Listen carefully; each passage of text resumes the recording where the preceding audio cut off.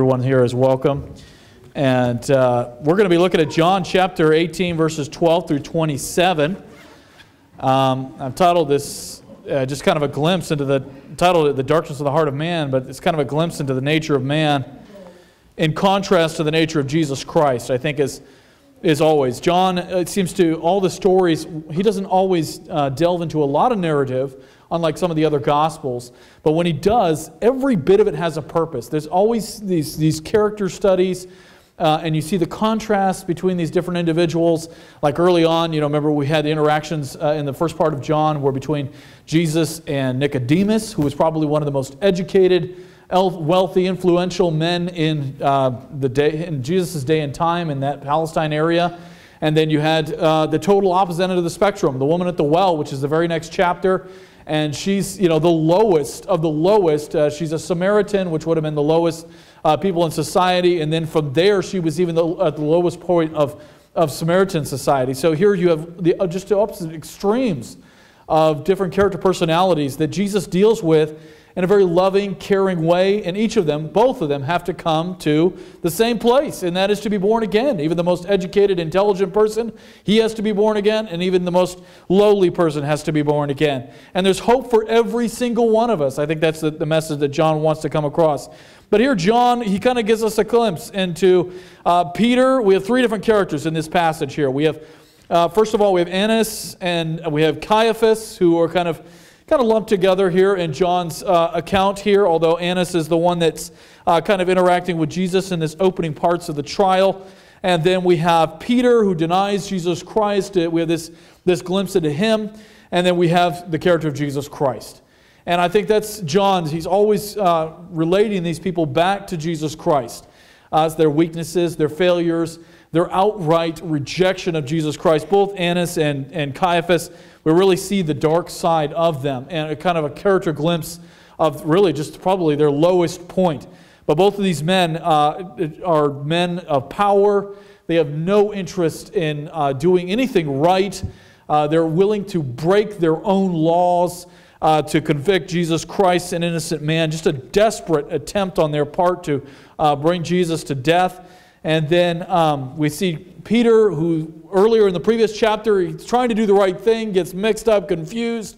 He's just disoriented. And then in the pressure of the moment, he ends up denying Jesus Christ. Probably not something he was intending to do at all. Probably something the last thing he would have wanted to. I mean, we see earlier in the previous chapter, he says, "Oh, Christ, I would never deny you." That's his heart.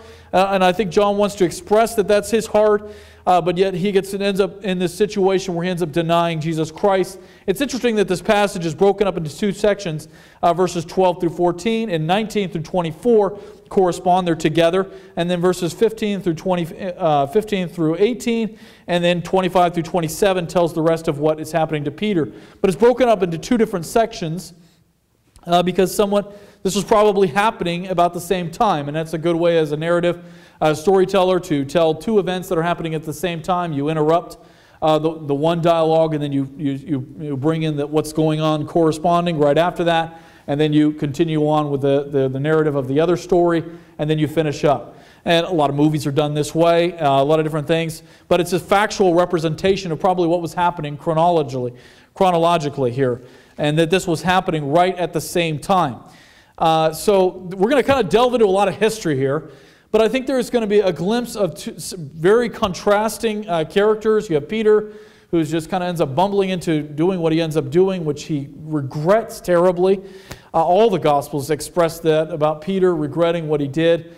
And then you have Caiaphas and Annas, who seem to be completely unrepentant. They're very intentional about what they're doing. They're almost on the opposite end of the extreme. They know what they're doing is wrong. They want to do it, and they want to absolutely destroy Jesus. And then you have Jesus, who's this loving pillar all through this story, all through this representation. So we're going to have to kind of delve into some history, so please be patient with me as we kind of struggle through some of the background of this, but every detail is important here. And John, as we've noticed all through this gospel, he doesn't leave, whatever he adds in very intentionally. And he wants each and every detail to tell a story, to build a picture of Jesus Christ, but also the opposition against him.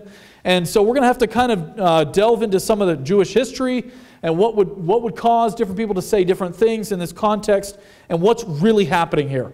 Because John is really trying to portray one thing, the injustice of Jesus' trial.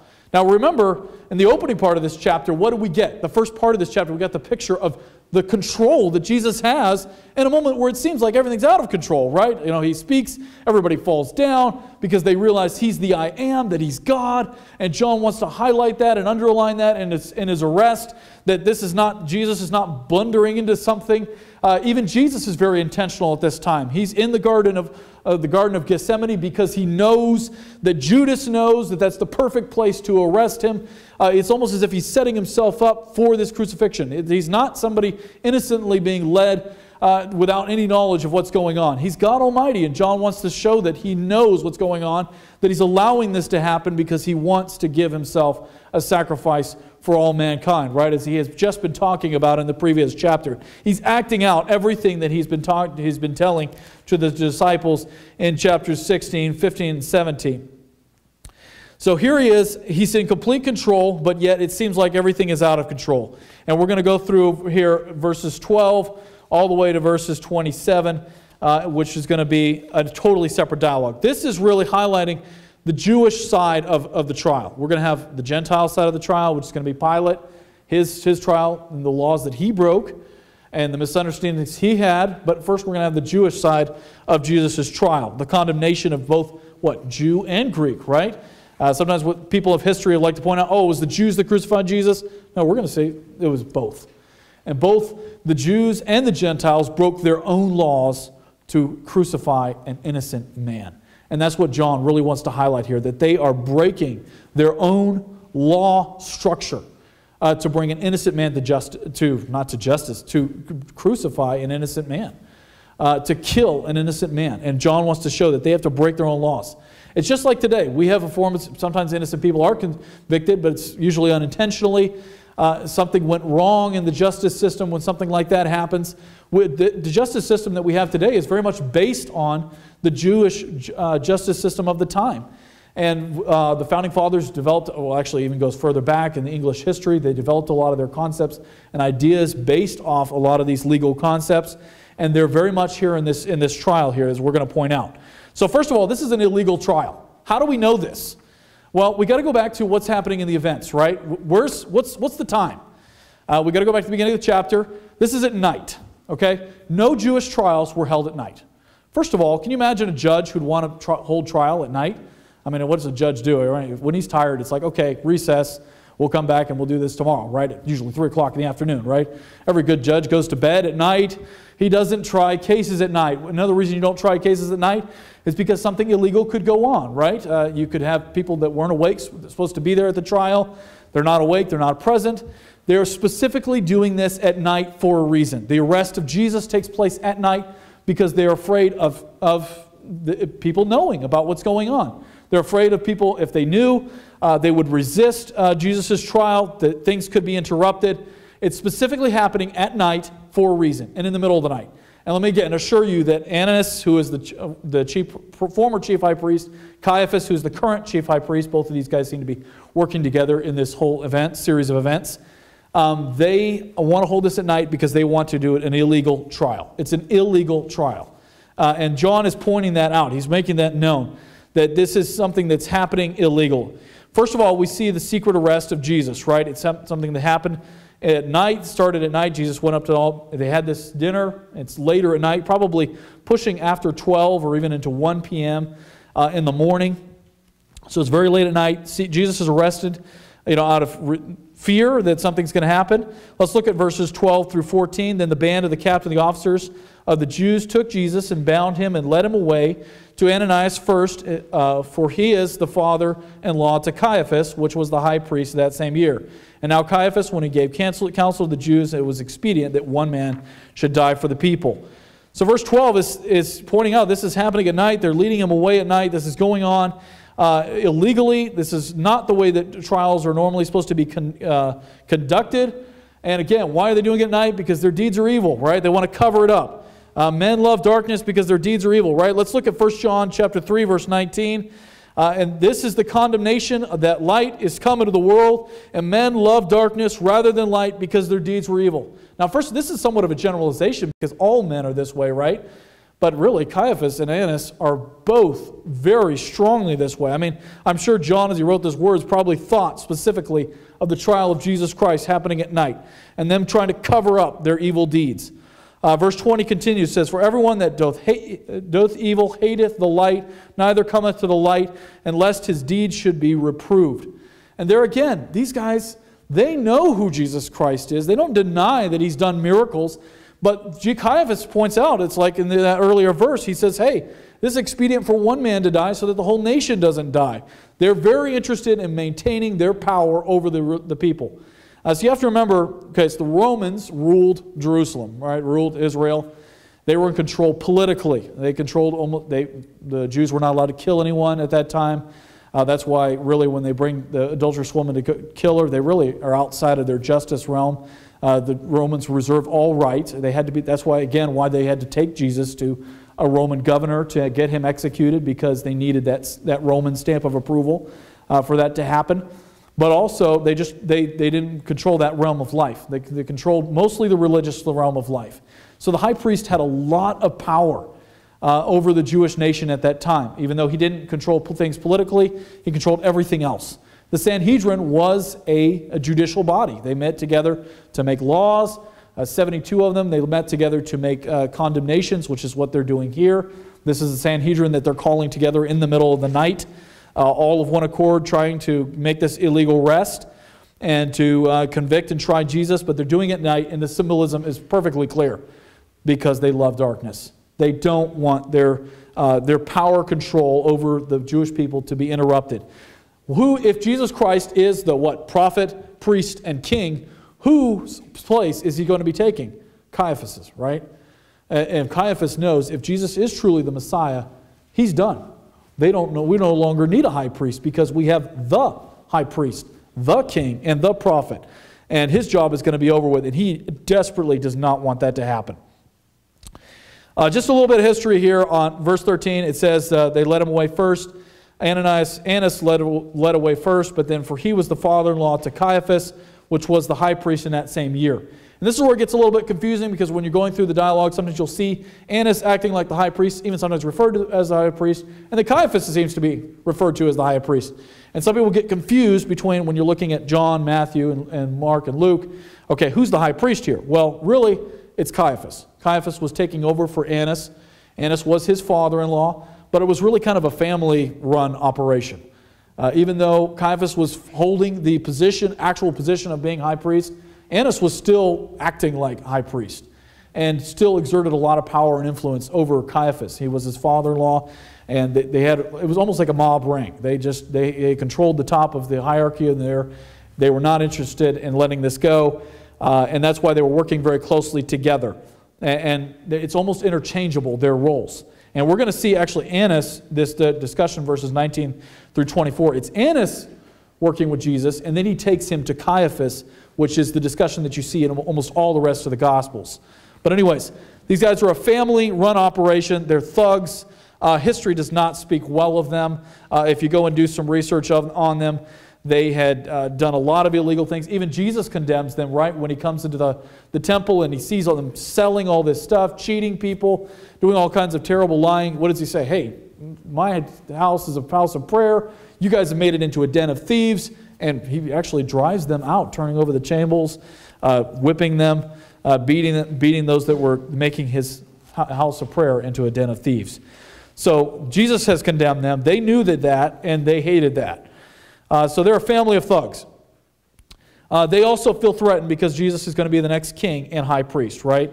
And so we see that in verse 14. Now Caiaphas, when he gave counsel to the Jews that it was expedient that one man should die for the people, he wanted to see Jesus crucified. That was the goal of this whole trial. They were doing a mock trial basically for the objective, we want to kill him. It was already decided what the results was going to be. We're going to kill him. It doesn't matter what we have to do. We're going to do that. And they were just basically doing a mock trial to try to look like they were meting out justice. But it's total opposite. And John is really pointing all that out. John 11, let's go back to the passage where Caiaphas says this, John 11, verses 49 through 51. And one of them named Caiaphas, which is the high priest, that same year, even John highlights this. He says, hey, Annas is kind of acting like the high priest, but Caiaphas is really the official high priest of that same year. And it happened right around that time, the transfer of power. And said unto them, ye know nothing at all, for nor consider it is expedient for us that one man should die for the whole people, and that the whole nation should perish. And he spake not of himself, but being high priest of that year, he prophesied that Jesus should die for the nation. And we see, wow, this is a really cold-hearted guy, but God ends up using him to make the prophecy that Jesus is going to die for the whole people, right? He's going to die for all the Jewish nation, but he's not only going to die for just the Jews, he's going to die for everyone. And that's going to be the beauty of that. So here's Ananias. He thinks he's doing evil. He thinks he's doing it all wrong. He's got a clear objective. Of course, he's perfectly convinced probably what he's doing is right. I don't think in his mind, Caiaphas and Annas, that they thought that they were doing something wrong. They definitely wanted to do this, and they thought it was right, but their deeds were 100% evil. Verse 52 continues in John 11, not for that nation only, but also he that should be scattered together, and one of the children of God, that they were scattered abroad. And that for everyone is what he's going to be saying, is what John is saying. So this is an illegal trial. There's a secret arrest, and now we see verses 19 to 24, the opening of that secret trial. We're going to go ahead and skip. We're going to deal with Peter later, so we're going to go ahead and jump into verses 19 through 24 and look directly at the rest of this secret trial. What's going on here? So first of all, we see verse 19. It says, the high priest then asked Jesus of his disciples and of his doctrine. And we have to remember, we base the concept of the Fifth Amendment on Jewish law. And that is that you cannot be a witness. You don't have to be a witness at your own trial. You cannot be required to witness against yourself. That's the whole concept of the Fifth Amendment, right? You can plead the Fifth. Maybe you've heard that term. And that is, I'm going to remain silent, and that it's the duty of the prosecution to bring evidence that this guy is guilty of the charge. So when Annas questions Jesus about his teachings, who he is, he's in a sense breaking his own laws. He's not allowed to do that of the defendant. He's basically putting Jesus on the witness stand to testify against himself, because he doesn't have any witnesses, right? And we're going to see that later. That's going to develop more later. So he's making Jesus try to testify of himself. So he's asking all these questions. Of course, Jesus what? Remains silent through this whole thing. He doesn't answer a word. He doesn't have to. Jesus is not legally obligated to answer these questions. In fact, right, if you're being prosecuted, do you want to be put on the witness stand? No, you don't want to bring anything to help the prosecution, right? Any good lawyer, if you had a lawyer, they would tell you, just stay silent. It's their burden of the proof is on the prosecution. They have to bring the witnesses, the evidence to convict you, right? And the reason we have the Fifth Amendment is as a protection for people from being falsely accused and then convicted of a crime they didn't do, because it is the prosecution's burden. It should be that way. It's a good thing, and this is based on Jewish law. And the Jewish law stated that you could not have someone be a witness against themselves. So he was breaking Jewish law right here in this very first verse 19. By asking Jesus these questions, he's breaking the law. Annas is. We're going to get to Caiaphas later, but this is Annas right now. So Jewish law is being broken, and then again, verse 22, Jesus answered him and said, "Spake openly of the world. Have I ever taught in the synagogue, in the temple, where the Jews and always resorted, and in secret I have said nothing? Why askest thou me? Why askest thou me? Ask them which have heard me, and they have said unto them, Behold, I know what is said." What Jesus is basically saying there, in response to what is being done, he's saying, hey, I haven't taught anything in secret. Everyone's been there listening to all the teachings that I've said. Why don't you bring in some of these people who have heard my teachings and open up this trial and really make a real trial out of this and bring in some people? So this is an absolute 100% legal obligation that Jesus has to bring in some legitimate witnesses. I've taught nothing in secret. It's all open. It's all on the table. It's all there. Everyone's heard me. No one would condemn me if they knew what was really going on. And he's basically pleading for an open trial here. And that's being denied him. So Annas is breaking the Jewish law by making Jesus witness against himself. And then their prosecution begins to fall apart because of Jesus. It's a perfectly logical and legal statement that Jesus says. But what's the response? Verse 22, the guy strikes him. And then when he had thus spoken, one of the officers which stood by Jesus struck him with the palm of his hands, saying, Answerest thou the high priest so? So even this officer is watching this trial. He realizes Annas is losing. He doesn't really like that. So he just strikes Jesus, who is perfectly within his legal rights to ask these questions, and beats him. Now, can you imagine if we held a trial these days and the defendant was brought in and the bailiff was allowed to beat the defendant during the trial? What would happen? Boy, I mean, that would be total outrage because it would be completely unjust to beat the defendant before he's been prosecuted, before the trial has been completed, to beat him. Especially to beat him, to make him give testimony, which is essentially what this officer of the court is doing, to make him give testimony against himself.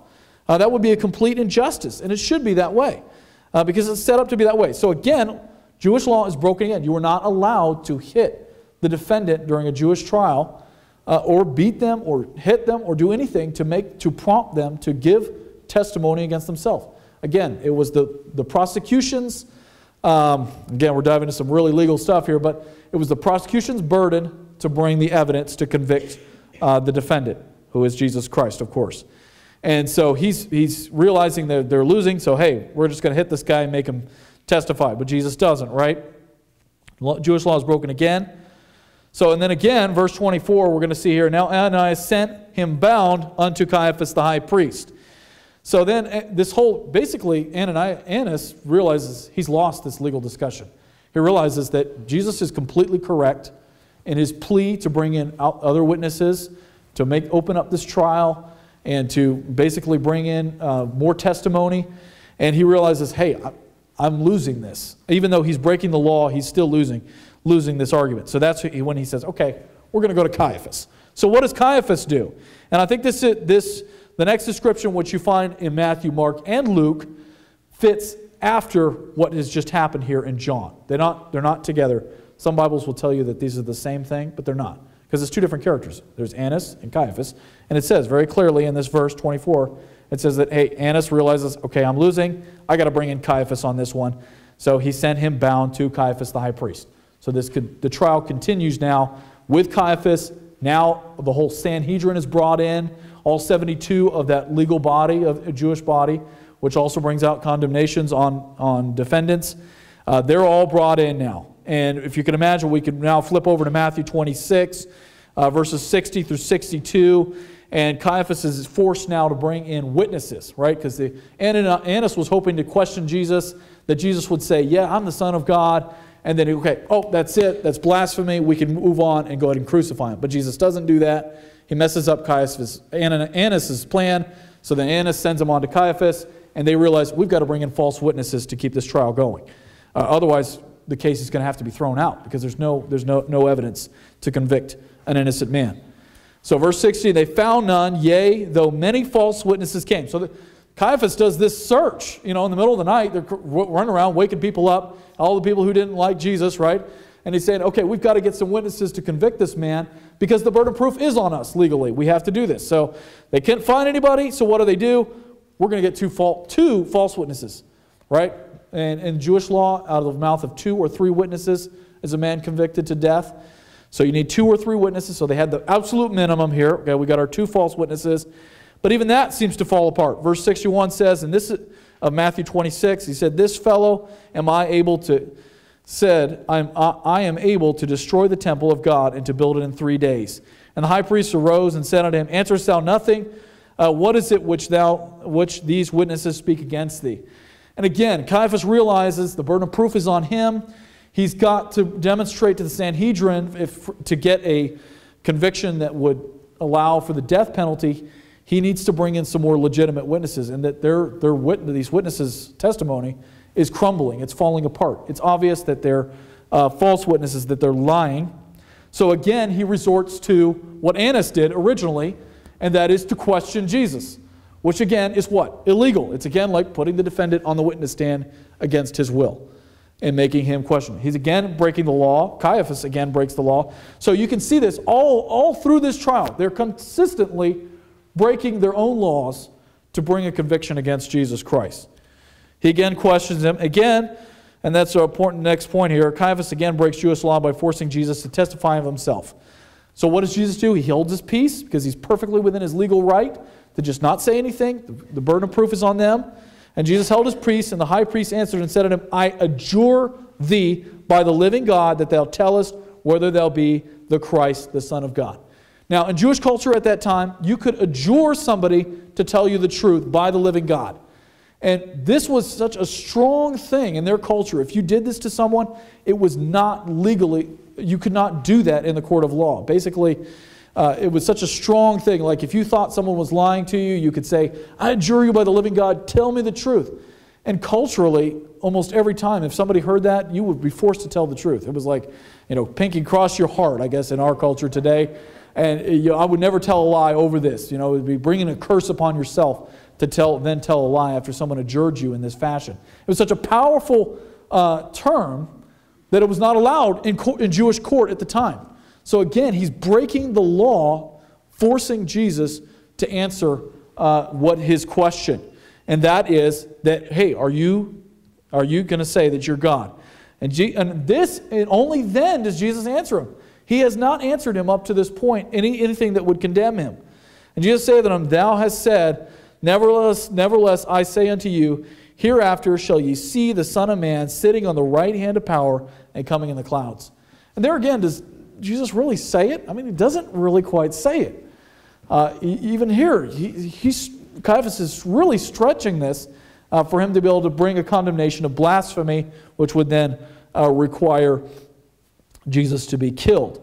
And so he forces Jesus to answer this answer illegally, and then he brings the condemnation. Verse 65, and the high priest then rent his clothes, saying, thou hast spoken blasphemy. What further need have we of witnesses? There again, he says, okay, fine. The witnesses have fallen apart. We don't need the witnesses. We've heard it from his own mouth. And this was the objective from the very beginning. This was what Annas was trying to do, wasn't able to do. And now they're finally able to do that at the culmination of this trial. And he's saying, okay, hey, behold, now ye have heard his blasphemy. So they said, okay, this is enough to convict him. And what do you think ye? And they answered, he is guilty of death. And that is from the Sanhedrin as a governing body. They all united said, okay, we've heard the condemnation. This is now the sentence that he be sentenced to death.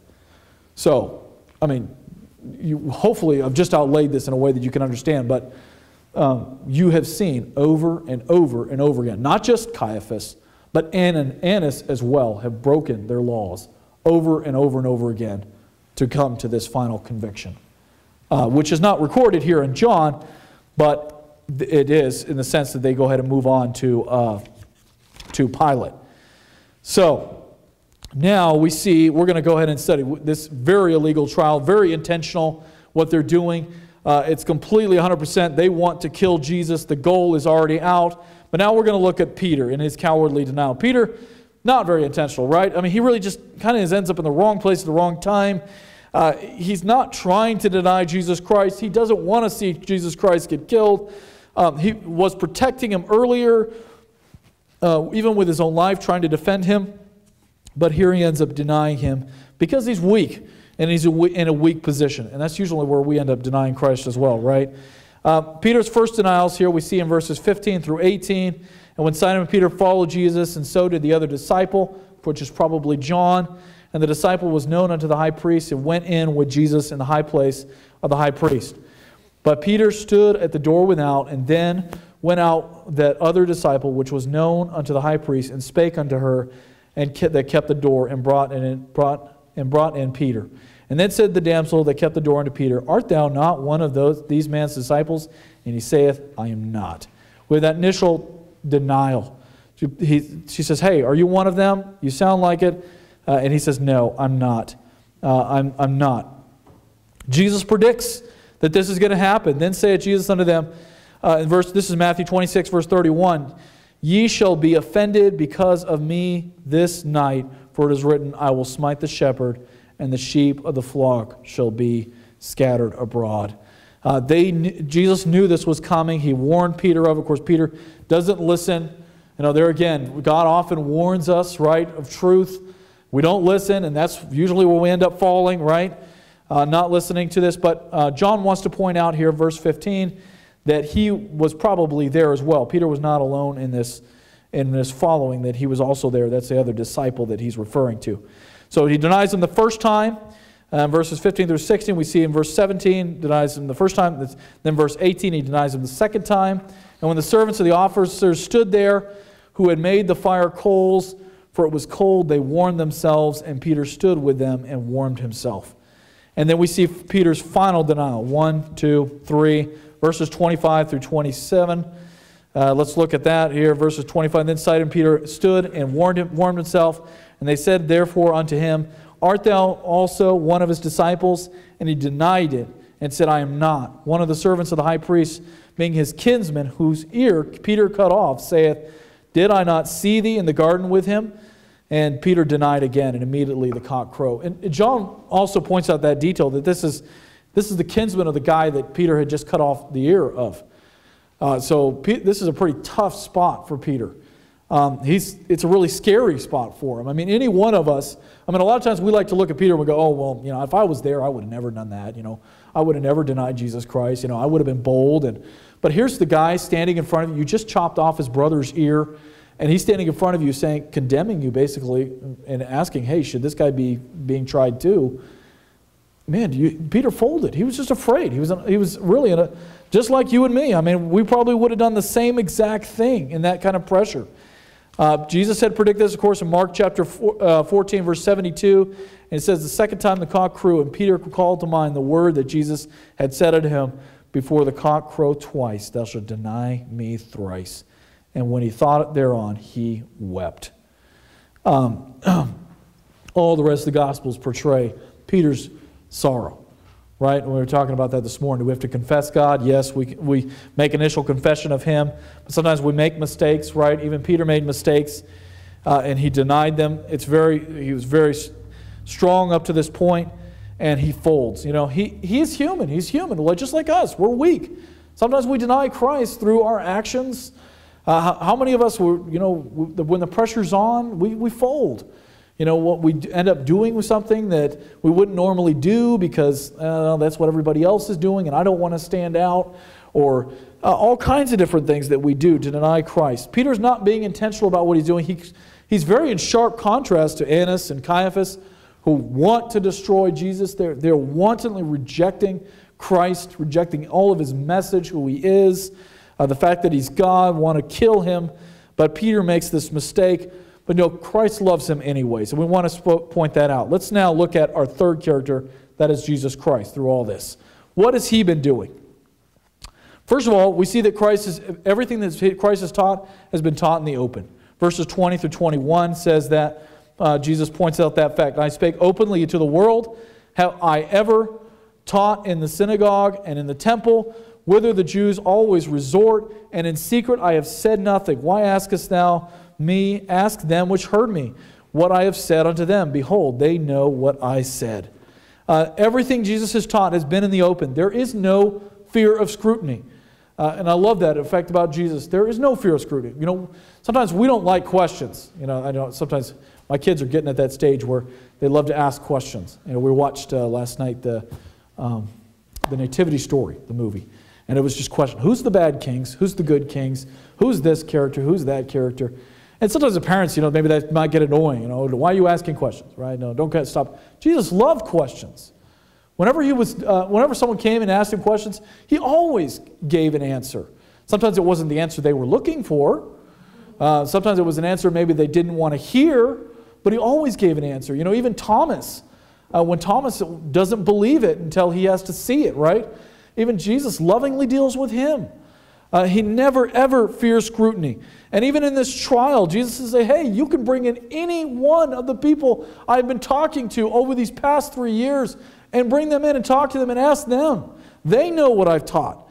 I've been teaching these things in the open. Truth has no fear of scrutiny. Truth does not fear it. You can ask all the questions you want. If someone's telling a lie, what do they want? They don't want to hear questions. They don't want you to question it. because they want you to just believe it and accept it as truth. Jesus is the total opposite of that. John 8:32 says, "Ye know the truth, and the truth shall make you free." And that is certainly the truth. There is truth and there is lies. And that's real the contrast between Jesus and Ananias and Annas and Caiaphas. Both of them are lying. They want to cover it up. They want to do it at night. They're breaking their laws. Jesus is open, honest, and completely open to scrutiny. He doesn't fear it at all because he is the truth. The way, the truth, and the life. No man comes to the Father but by me. John 6:14. Jesus also had the right to question the blow, like I mentioned earlier, and there in verse 23 where he gets hit, and then he also questions, hey, why did you smite me? Verse 23, he says, if I've spoken evil, bear witness, bring in some evidence that I've spoken evil. If well, why smitest? But if well, why smitest thou me? He's in perfect right to question that because they are beating the defendant before the prosecution has been handed down. John 1, verse 4 and 5 says, in him was life, and the life was the light of men, and the light shineth in darkness, and the darkness comprehendeth it not. They wanted to reject Jesus Christ. Ananias and Caiaphas, they're both intentionally rejecting who Jesus is. They don't want the life. They don't want the truth. They want to subject it, destroy it, cover it up, erase it, bring in lies to distort the truth. And the funny thing is that, the lies that they say, they told right, and Jesus comes out of the tomb, and then the soldiers come to Ananias and Caiaphas, and they say, hey, the prisoner got away even though he's dead. What do we do? And they said, hey, tell them that the disciples stole the body, right? It's funny that their lie, people are still telling that lie today. That's still the argument. Oh, Jesus, the disciples stole the body. It was a cover-up. Jesus didn't rise from the dead. That story is still being proponed today because darkness loves darkness and they do not comprehend light. In spite of Peter's failure, Jesus shows his love for Peter by entrusting him with the care of his sheep. We see this in Luke 22, 61 through 62. And the Lord turned, and when he looked upon Peter, Peter remembered the word of the Lord. Luke describes this seeing, they seeing each other, and how he had said unto him, before the cock crow, thou shalt deny me thrice. And Peter went out and wept bitterly. Jesus looked at him in a loving and forgiving way, I think. Jesus did not go, hey, Peter, you've denied me, that's it. I'm not going to deal with you anymore. You're not my son in God, if you will, anymore. I'm just going to throw you out. No, he still loves him. Even in that moment, that look of love is what finally broke Peter down. Luke describes that look of love that Jesus had. And then John himself brings in later, the last chapter of John, I believe, is somewhat of a defense of Peter. Because when John wrote this gospel, Peter had actually died. He had been killed at that time, crucified upside down according to tradition. So by the time John wrote this gospel, there had been some people in the Christian faith who kind of criticized Peter. And they said, hey, look at Peter, he's the guy that denied Christ, and what a terrible guy. And, maybe we won't take what he has to say credibly and all this stuff. And John says, hey, no, wait a minute. And that's why he adds in the last chapter. Chapter 20 is really the end of John. But he adds in the last chapter, chapter 21, as somewhat of a footnote in defense of Peter to show that, no, Jesus loved Peter. And that, in fact, he didn't just love Peter, but he was going to give Peter the ultimate responsibility of caring for the sheep. I mean, here's the guy that denied Christ. All the rest of the disciples, they just ran away. They didn't actually deny Jesus Christ. But Jesus recognized that in spite of Peter denying Christ in that pressure moment, he was still there, right? Where were the rest of the disciples? John was there maybe, left somewhat halfway through. But Peter was there. He was sticking it out to the end. He wanted to know what happened to Christ. And even though he did something wrong in what he ended up doing, he was still a leader in a certain sense. He was still out there trying to find out what was going to happen to Jesus. He was still willing to risk his life to make sure that Jesus was going to be okay, or to hopefully defend him maybe again. Jesus loved Peter. And of course, he's the one that Jesus said, hey, upon this rock will I build my church. Jesus was completely forgiving of him. And we need to understand that the love of God is irregardless of our actions. We are going to deny Christ. We're going to end up folding under pressure. But that doesn't change the love of God. We had a beautiful Sunday school class this morning. But the whole driving point of what I hope that you took away from that was that God's love for you is not going to change. It's not going to change. Now, Caiaphas and Annas, they rejected the love of God. They went their way. They chose to reject Jesus in every way. Peter, he made a terrible mistake. Yeah, he denied Christ. I mean, what worse could you do, right? But yet, Jesus is saying, hey, I still love him as a son.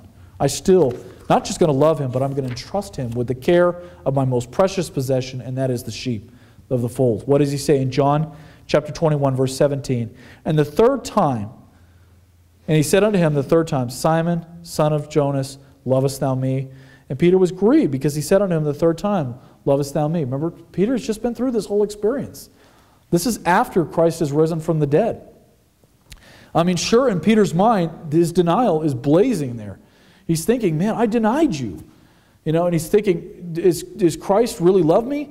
And then Jesus blows him away with the rest of this statement. Lovest thou me? And he said unto them, Lord, thou knowest all things, that thou knowest that I love thee. Peter said, hey, I know I denied you. I've got to beg your forgiveness, but I do love you with all of my heart. And what does Jesus respond back with? You know, if Jesus could have said, you know, Peter, I forgive you. You know, and probably in Peter's mind, he probably would have thought, I don't understand why God would forgive me. Here I've done this terrible act. Why would Jesus forgive and love me? But Jesus doesn't respond with what we would think would be the right typical answer. What does he say? He says, Jesus said unto him, feed my sheep. He said, hey, I don't just love and forgive you. I'm going to give you the responsibility of caring for my sheep over everybody else. I'm going to entrust you with being the rock of my church. And upon this rock will I build my church. You're going to be the leader. Your testimony is going to be central to the Gospels. The Mark is probably one of the first Gospels written. A lot of the other Gospels borrow very heavily. It was Peter's testimony. Mark pretty much just wrote down the words of Peter in the Gospel of Mark. And it's central to the core of the story of Jesus Christ. And not only Peter writes two other letters as well, which are preserved in God's Word, that are also central to God's teachings. So here is Peter. He's done the ultimate wrong. But Jesus says, no, I'm going to give you the ultimate responsibility because I love you and I forgive you that much. And I don't think anything else could have spoken more love to Peter than Jesus turning to him and saying, feed my sheep. You're going to be the one I'm going to give the responsibility to. See, the reality is we're going to fail, right? So the world's going to reject. They're just going to go their way. They're like Annas and Caiaphas. But sometimes we're going to fail. We're going to wonder, does God still love me? But what does God give us in responsibility? It's really the same thing. Go and feed my sheep. Go and preach the love of Christ.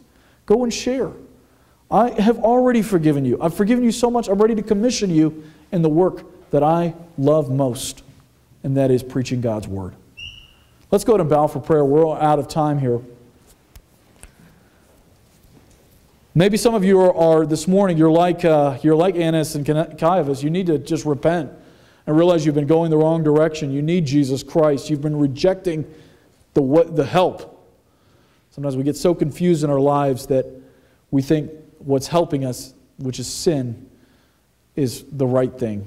And we realize that the right thing, which can change it all and bring us purity and truth and love, we reject that. But Lord, open the eyes of those that are blind this morning. Place that effectual calling, that grace that we so desperately need in our life. And Lord, if there's someone here this morning who's never come to Jesus Christ, they've been going the wrong way, they need to repent and gain the grace of God, that they would this morning. And I pray, God, that I just pray earnestly that they would realize today is the day of salvation. Today is the day to stop rejecting and to start loving, to turn and give my heart to Jesus Christ, to confess with my mouth the Lord Jesus Christ and believe in my heart that God hath raised him from the dead. But then some of us are like Peter, Lord, this morning. We've made that profession of faith. We hope and pray that we would do the right thing all the time, but there's some times we just fail. We've stepped out and we tried to do the right thing and it just fell apart. We ended up in the wrong place at the wrong time, said the wrong things, did the wrong things. Lord, what I want to assure this morning of these people is that your love and forgiveness is unconditional. When we become a child of God, that's the beauty of adoption. You no longer reject us. You will always accept us. And Lord, here's Peter doing the ultimate wrong, and just a few chapters later, you're going to say, Peter, even though you failed, I'm going to give you the ultimate responsibility because I love and forgive you unconditionally. Lord, I just pray, God, that you would allow us, those that are like Peter, maybe we've been denying Christ, maybe we've been going the wrong direction, maybe we've been living in a way we know is not right because the Holy Spirit is convicting us of that sin. Let us come humbly back to the throne of grace and realize that God's love is unconditional. He has always loved us. We don't have to earn His pleasure. We don't have to earn His love.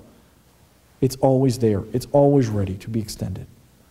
Lord, I pray that you just be with us, strengthen and guide us, and help us, Lord, to become like Christ, to love unconditionally, to serve unconditionally, to be innocent, to be pure, only through your power and your grace. I pray these things in your name. Amen.